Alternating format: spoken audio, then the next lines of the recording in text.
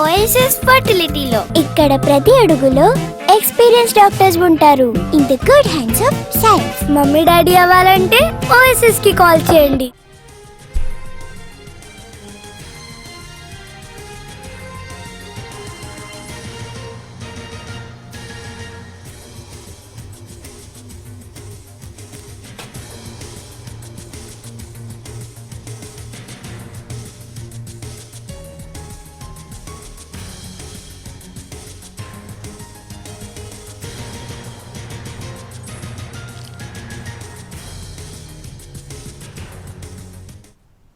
Formula E car రేస్లో money లాండరింగ్పై ED దర్యాప్తు కొనసాగుతోంది. 2 గంటలుగా హెచ్ఎండిఏ మాజీ చీఫ్ ఇంజనీర్ బిఎల్ఎన్ రెడ్డిని ఈడీ ప్రశ్నిస్తోంది. ఆయన స్టేట్మెంట్ను రికార్డ్ చేస్తోంది. కొన్ని పత్రాలు, డాక్యుమెంట్లతో విచారణకు హాజరయ్యారు బిఎల్ఎన్ రెడ్డి. హెచ్ఎండిఏ నుంచి ఎఫ్ఈఓకు 55 కోట్ల రూపాయల నిధుల బదలాయింపు చీఫ్ ఇంజనీర్ బిఎల్ఎన్ రెడ్డి ద్వారా జరిగిందనే ఆరోపణలు ఉన్నాయి. దీంతో నిధులు ఎవరి ఆదేశాలతో బదలాయించారు, నిబంధనల్ని పాటించారా లేదా అనే దానిపై బిఎల్ఎన్ రెడ్డిని దర్యాప్తు బృందం ప్రశ్నిస్తోంది.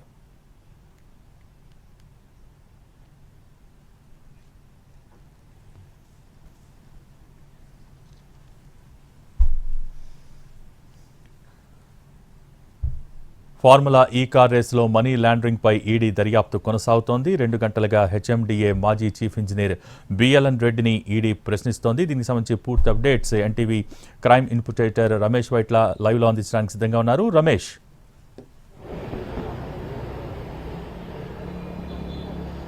ఏదైతే గత 2 గంటల నుంచి కూడా బిఎల్ఎన్ రెడ్డిని ఈడీ బృందం మొత్తంగా విచారిస్తుంది. అయితే ఫెమా ఉల్లంఘన నేపథ్యంలో ఈ విచారణ కొనసాగుతున్నట్లు అధికారులు చెప్తున్నారు. అయితే ఏదైతే 55 కోట్ల రూపాయల డబ్బుల్ని అందులోంచి 45 కోట్ల రూపాయల డబ్బుల్ని విదేశీ మార్గం అంటే పౌండ్స్ రూపంలో మార్చి దాన్ని యూకేలో ఉన్న ఫార్ములా ఈ ఆపరేషన్స్ కంపెనీకి మొత్తంగా బదలాయించడం జరిగింది. అయితే ఈ డబ్బులు ఏ విధంగా బదలాయించారు, ఏ విధంగా ట్రాన్స్ఫర్ చేశారు, ఎవరు చెప్తే డబ్బులు డ్రా చేసి ఇవ్వడం జరిగింది, అంతేకాకుండా ఈ డబ్బులకు సంబంధించి కాంపిటెంట్ అథారిటీ ఎవరు, అంతేకాకుండా దీన్ని ప్రధానంగా చూసినట్లయితే ఈ డబ్బులు ఇలా ట్రాన్స్ఫర్ చేయమని చెప్పి మీకు ఆదేశాలు ఇచ్చిన వారు ఎవరు అనే విషయం మీద ప్రధానంగా అటు బిఎల్ఎన్ రెడ్డిని అధికారులు విచారిస్తున్నారు. దీంట్లో ముఖ్యంగా చూసినట్లయితే పై అధికారి ఇచ్చిన సమాచారం, పై అధికారి చెప్పిన ఆదేశాల మేరకు తాను ఈ డబ్బులు మొత్తాన్ని కూడా 55 కోట్ల రూపాయల డబ్బుల్ని అటు ఎఫ్ఈఓ కంపెనీకి బదిలీ చేశానని చెప్పి కూడా అటు బిఎల్ఎన్ రెడ్డి సమాధానం చెప్తున్నాడు. మరొకటి చూస్తే నిబంధనలకు అనుగుణంగానే డబ్బుల్ని తమ పరిధిలో ఉన్న డబ్బుల్ని మాత్రం ట్రాన్స్ఫర్ చేశాము, ఎక్కడ నిబంధన ఉల్లంఘించలేదని చెప్తున్నారు. అయితే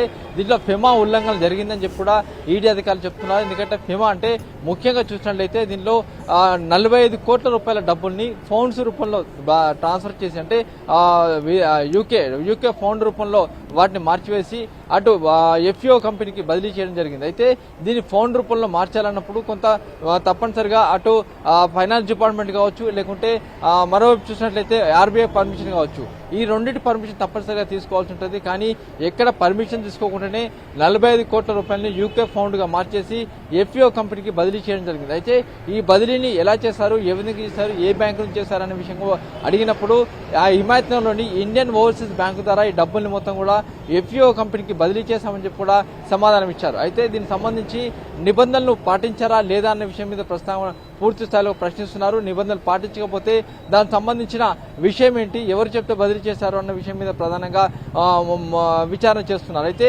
ముఖ్యంగా చూసినట్లయితే 55 కోట్ల రూపాయల డబ్బుల్ని మీరు క్యాబినెట్ అనుమతి కావచ్చు, లేకుంటే సదరు డిపార్ట్మెంట్ అనుమతి కావచ్చు, లేకుంటే మీకు పరిధిని మించి అంటే మీకు కొంతవరకే పరిమితి ఉంది, ఆ పరిధిని మించి మీరు డబ్బులు డ్రా చేసి విదేశీ కంపెనీకి పంపించడం జరిగింది అని చెప్పి అటు ఈడీ అధికారులు అడుగుతున్నారు. అయితే ఏదేమైనా కూడా ఈడీ అధికారులు మాత్రం ప్రధానంగా ఫెమా ఉల్లంఘన జరిగింది, ఆ మేరకు నిబంధనలు పాటించారా లేదా అన్న మీద ప్రధానంగా ప్రశ్నలు అడుగుతున్నారు, ప్రశ్నలు సంధిస్తున్నారు. ప్రస్తుతానికైతే 2 గంటల నుంచి బిఎల్ఎన్ రెడ్డిని అధికారులు విచారిస్తున్నారు. అతని దగ్గర నుంచి స్టేట్మెంట్ రికార్డ్ చేస్తున్నారు. Thank you Ramesh.